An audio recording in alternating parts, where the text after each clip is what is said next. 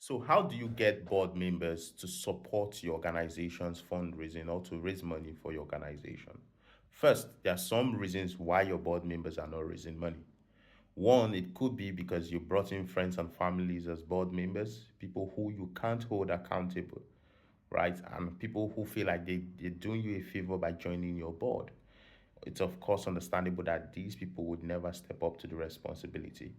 Another reason is because most board members now see being on the board as a title rather than as a responsibility. For you to get these sort of people to raise money, they have to shift that mindset. Another reason is because most organizations are giving board members fundraising targets, just like they give to these marketing staffs and sales staff of these insurance companies. They have to bring in a certain amount of money each year. And I think that's wrong because you're putting your board members under pressure and that can't really create any sustainable result. Another reason is because they are not clear as to how to help you raise money because of course the main or are not professional fundraisers, so they don't even know how to. Another reason is because you haven't equipped them to be able to do so.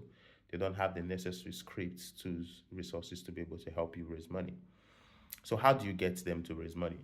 First, you need to be able to plan with them.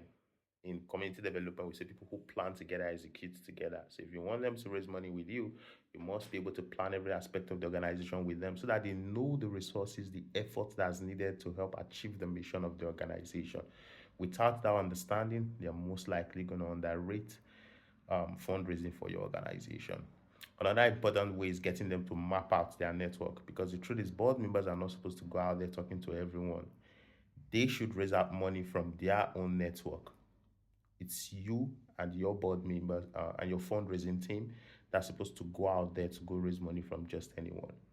So getting them to map out their network is one way, and how you do so is by first of all identifying your ideal network, ideal funders, and then asking them who they know within their network that fits these categories of ideal funders you've identified. So if your ideal funders are real estate agents, real estate companies, they can then identify the real estate agents and real estate companies within their own network. That way, they can map out their network. And when they map out their network, you should be able to equip them with the scripts, necessary resources they need to either make an introduction or raise money from these people, depending on how comfortable they are with raising money.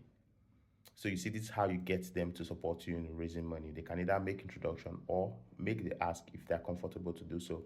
And lastly, they can support you by stewarding your donors. With board members calling in, donors know they are recognized, and then these donors can keep giving. That's how you get board members involved in fundraising.